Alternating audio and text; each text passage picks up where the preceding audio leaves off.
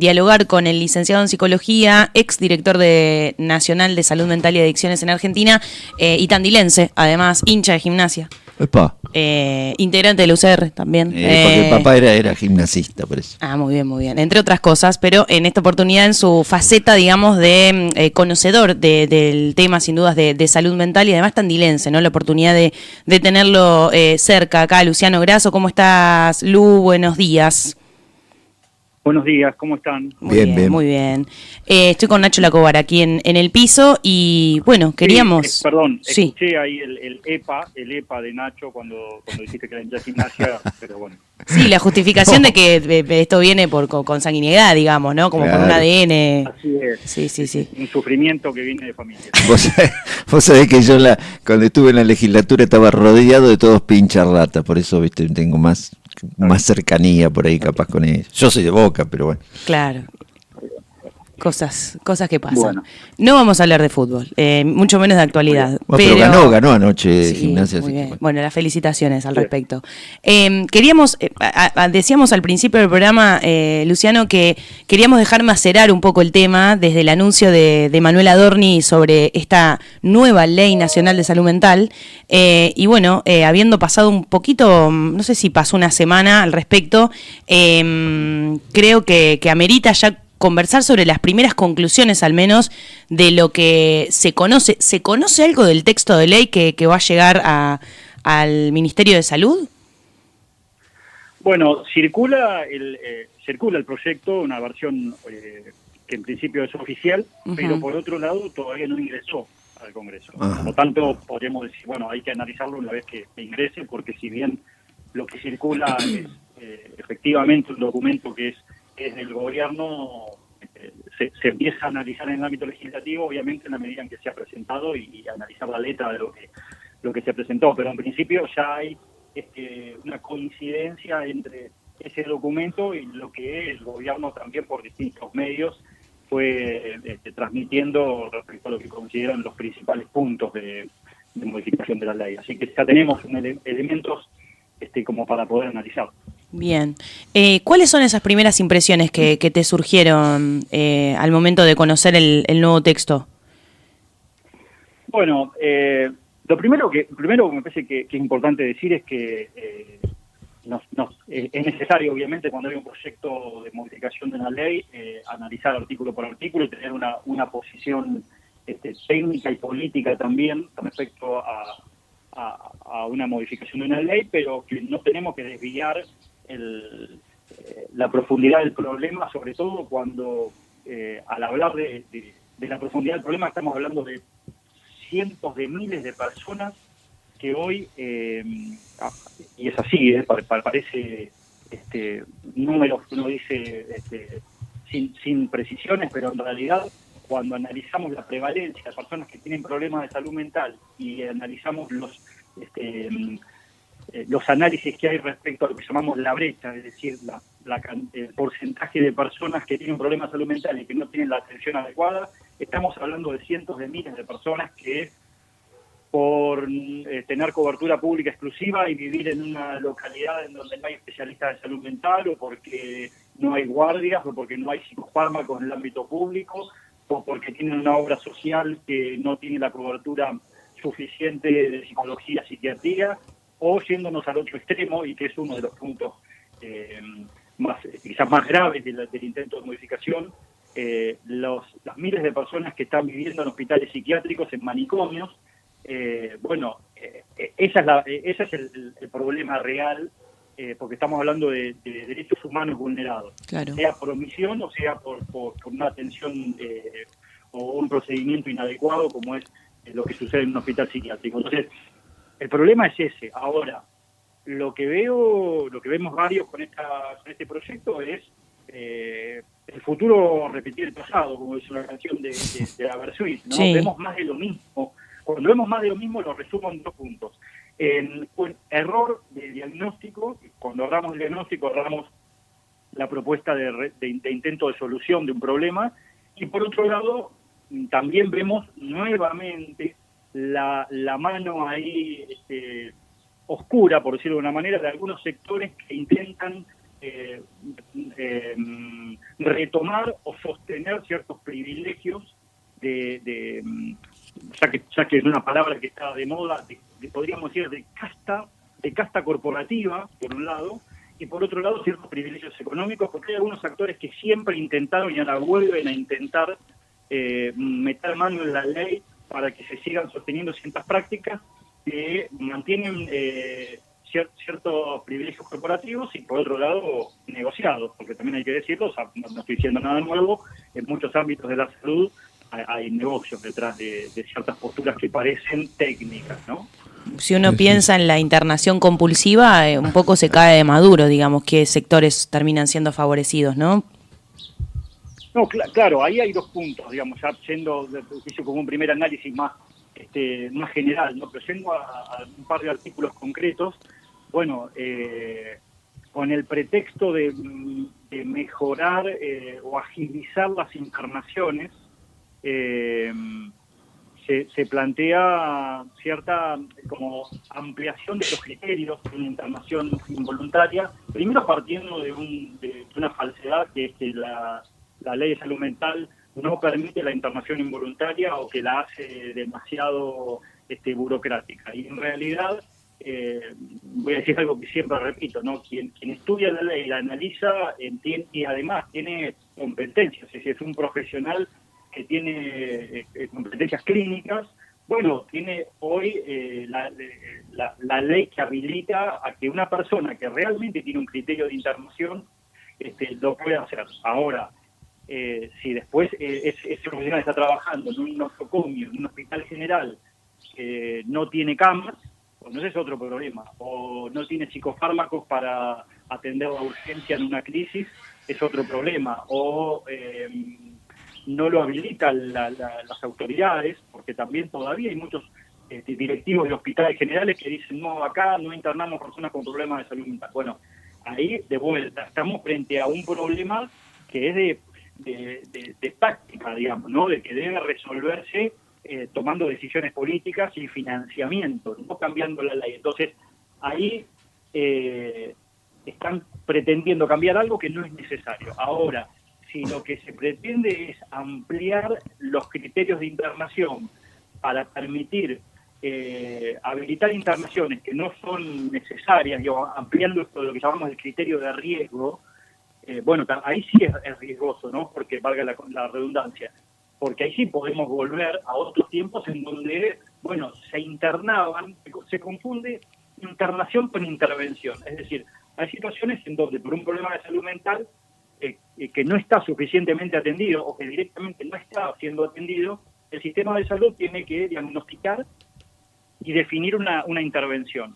Ahora, esa intervención puede ser a través de una decisión urgente de internación como inicio de la intervención, porque esa persona está en riesgo, y después continuar como cualquier otro problema de salud, externando, dándole el alta al paciente, continuando de manera ambulatoria, o puede ser que la decisión sea una decisión de una propuesta de tratamiento ambulatorio, por más que la persona haya llegado a la guardia, es decir, no tiene criterio de internación. Okay. Ese hilo, esa línea divisoria, tiene que ser muy clara, y entendemos que hoy, desde el punto de vista normativo, la norma no se puede meter en la cuestión clínica, ¿no? La norma plantea un encuadre general. Ahora, quien decide en ese momento es los profesionales que están frente a fulano de tal en un momento crítico y evalúan y tienen que tomar esa decisión. Entonces, si ampliamos esos criterios, bueno, corremos el riesgo de internar por las dudas, de internar a alguien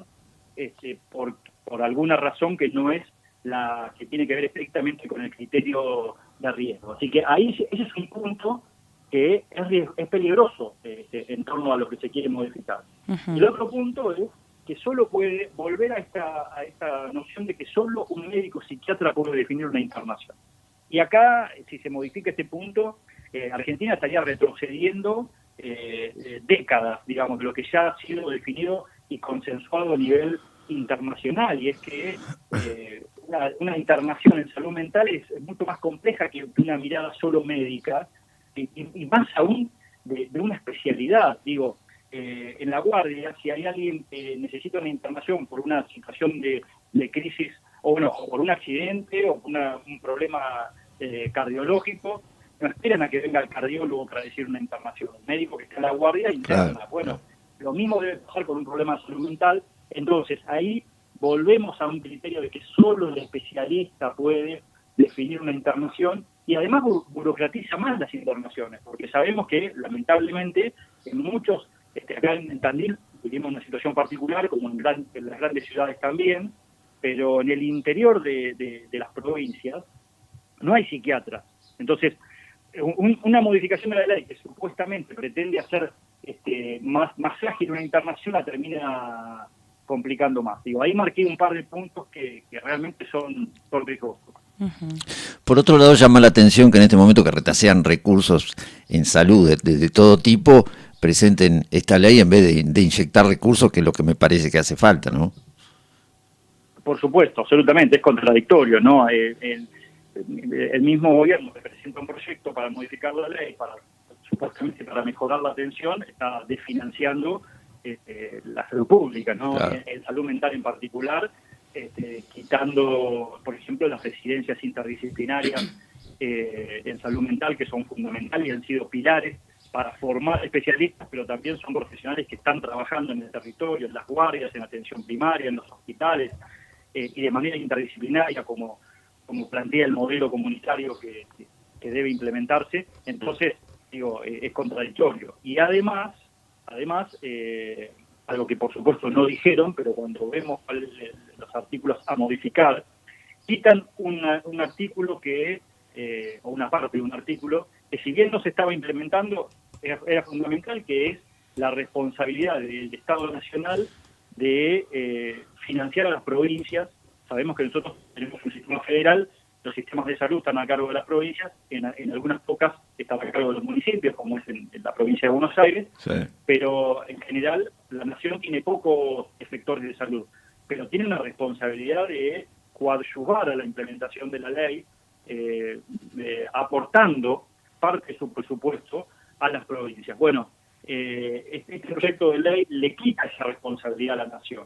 Entonces, ahí hay un desmantelamiento financiero propio de ciertas políticas de ajuste actuales que justamente plantean un retroceso en materia de financiamiento. Creo que lo que hay que hacer es priorizar la salud mental, y para priorizarla hay que poner plata, para decirlo poco técnicamente. Claro. ¿Y para qué? Y para capacitar a los profesionales de salud mental que están en las guardias, en atención primaria, para comprar más psicofármacos, sin por esto decir que la atención de salud mental tiene que ver solo con la medicalización, ¿no? Por supuesto que no, pero por supuesto que son fundamentales y el sistema público tiene que cubrirlos, y estamos en un momento en donde prácticamente se está cerrando el Remediar, que es un programa nacional que financia medicamentos esenciales a los centros de atención primaria y que el gobierno nacional está desfinanciando. Entonces, esto es lo que tendríamos que discutir. ¿Cómo hacemos para que el Ministerio de Salud a nivel nacional y los ministerios de salud en las provincias incrementen el porcentaje de presupuesto de salud que le dedican a la salud mental en acciones concretas? Sabemos que en salud mental no necesitamos grandes aparatologías, necesitamos sobre todo recursos humanos, profesionales y trabajadores y equipos que estén en el territorio y que estén capacitados, y por supuesto, psicofármacos también. Entonces, esta tendría que ser la discusión principal, ¿no? La priorización real de la salud mental. Uh-huh. Una de las cosas que repasaba también es esta vinculación, digamos, a la hora de elaborar el nuevo proyecto entre, obviamente el Ministerio de Salud y el Ministerio de Justicia. Miraba en algún archivo que cuando eras parte de la comitiva de la presentación de la reforma de la Ley Nacional 26.657, también había intervención de la justicia, pero más del área de derechos humanos. La impresión que me da ahora por el estilo de gobierno que nacional, digamos, que hay ahora, es que la intervención de la justicia tiene que ver con cuestiones más del tipo intervención para, situaciones de, insanía de pacientes, como una cosa un poco más represiva. Es una impresión absolutamente personal, pero en el texto, en el proyecto de modificación de la ley de salud mental, ¿desde qué punto de vista interviene la justicia en este caso?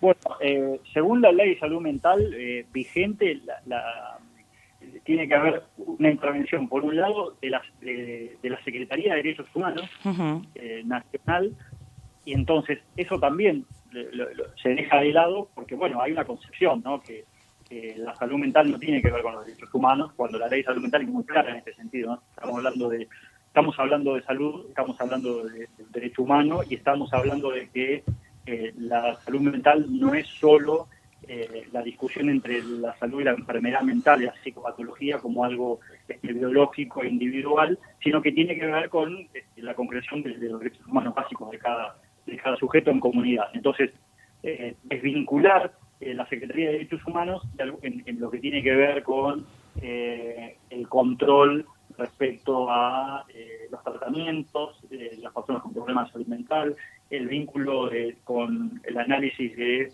cómo funcionan los hospitales psiquiátricos y cómo deberían avanzar en los procesos de sustitución por todas las vulneraciones de derechos que se dan en esos lugares. Bueno, desvincular a la Secretaría de Derechos Humanos de alguna manera implica esta concepción de que en realidad estamos hablando de problemas médicos, digamos, técnicos y no vinculados con los derechos humanos.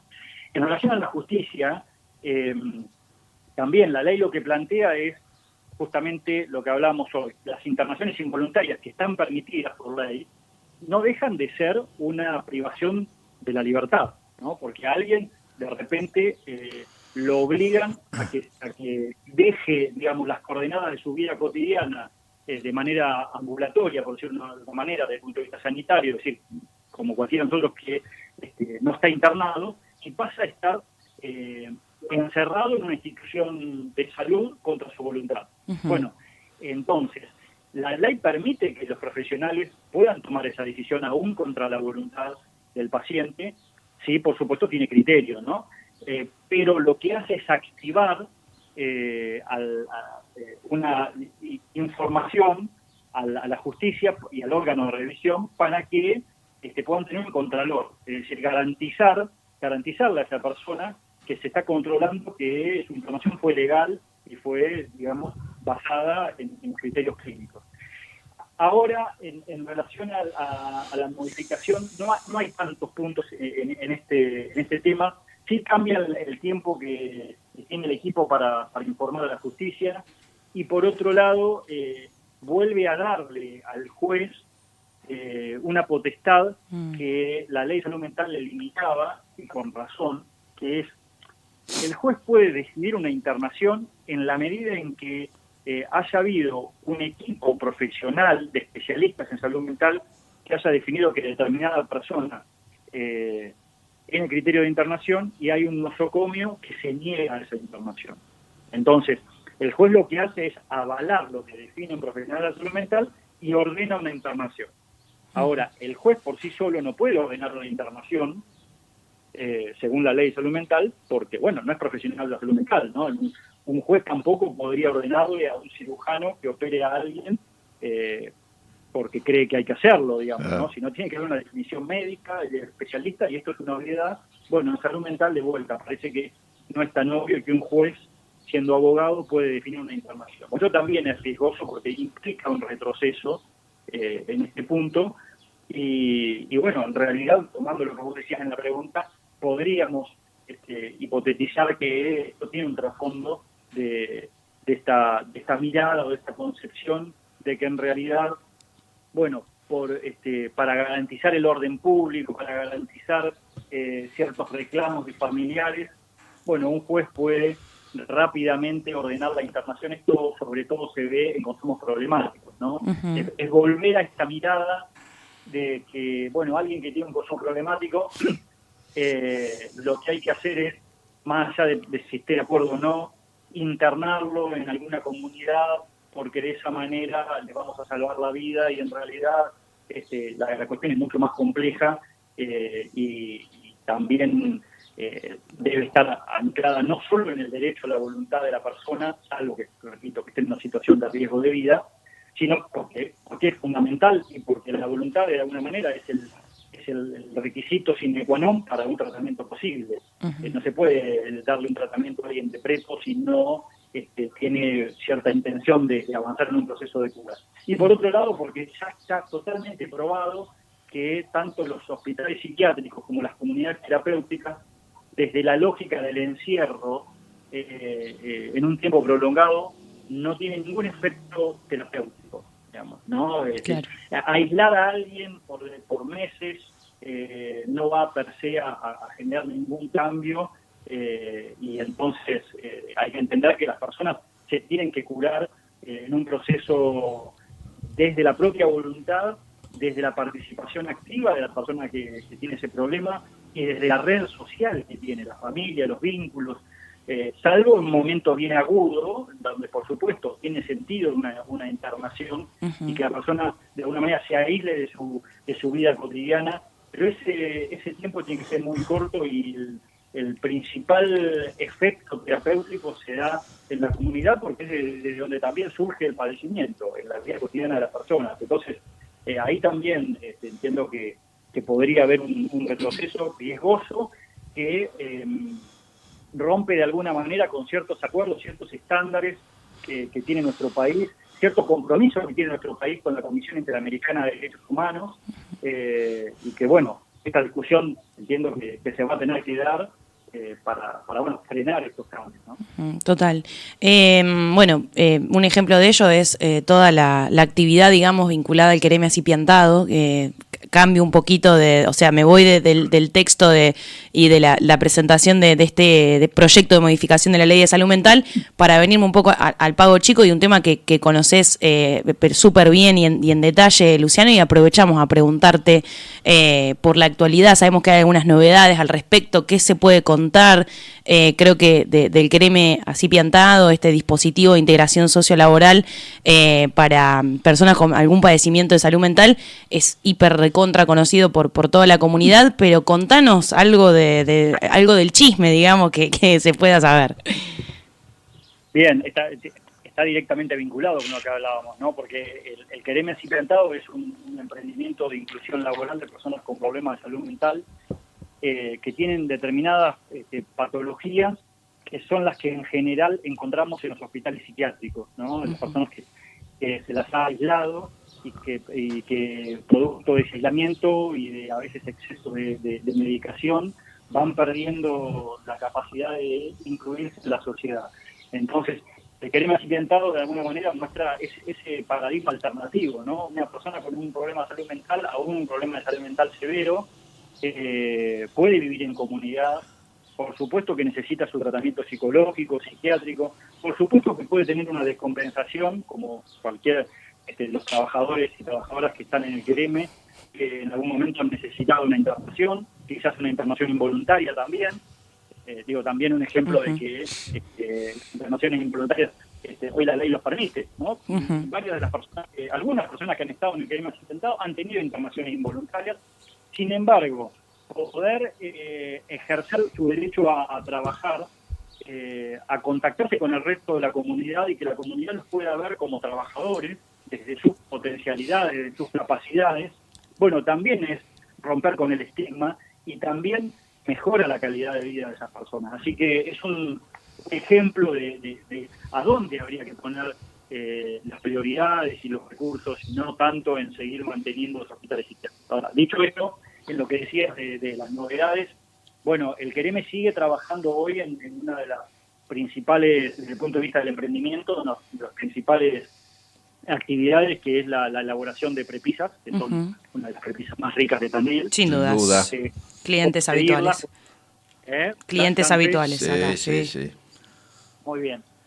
Ahí, gracias a una alianza, que esto también es muy importante, no poder trabajar con el sector privado, la organización no gubernamental, porque hay una asociación civil, pero me ha citado, el Estado, el Sistema Integrado de Salud Pública, y en este caso un emprendimiento privado, como es la cantina del DF, es el lugar en donde está la cocina, donde producen las prepisas, y además las pizzas que luego vende la cantina son justo de las prepisas del quereme. Eso por un lado, y además se pueden pedir, cualquiera puede pedir y comprar las prepisas. Y por otro lado, ahora estamos por abrir un nuevo emprendimiento en una articulación con la cooperativa Stand del Tomate, que también la conocen. Uh-huh. Es una cooperativa de salud que surgió de un centro de salud comunitaria en el barrio General Belgrano, que hacen muy ricas mermeladas y dulces y otros productos. Bueno, hicimos una alianza, por decirlo de una manera, que se va a llamar Punto de Encuentro, y lo voy a dejar ahí, porque, bueno, vamos a ir comunicando, no quiero spoilear. Está muy bien, está muy bien.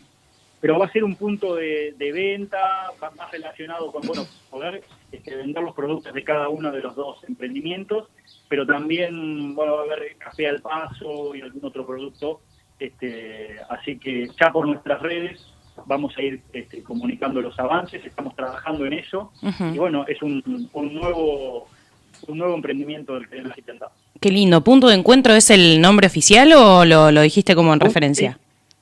Punto de Encuentro. Mira qué lindo. Bueno, lindo. Para dos emprendimientos, digamos, vinculados a la salud, para la gente también, porque, bueno, va a estar en una zona muy transitada, digamos. No digo más nada que esto. Así es. Muy bien. Ya vamos a ir como... Excelente. Luciano, te agradecemos muchísimo y nos alegra escuchar estas novedades, el crecimiento de la apuesta.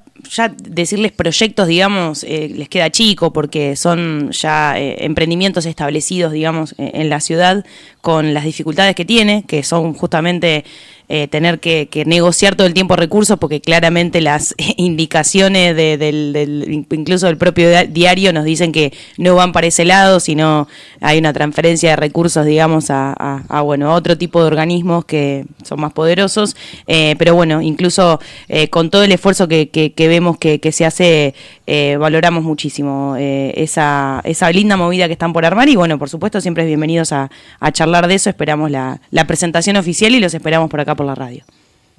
Bueno, muchas gracias a ustedes porque siempre están ahí con el quereme, difundiéndolo, compartiendo, así que es también una forma de generar conciencia a nivel social y ampliar la red, así que bueno, gracias por eso y bueno, estamos en contacto. Estamos en contacto, ahí está, un abrazo muy grande. Abrazo grande. Abrazo. Hasta la próxima. Luciano Grasso, licenciado en Psicología.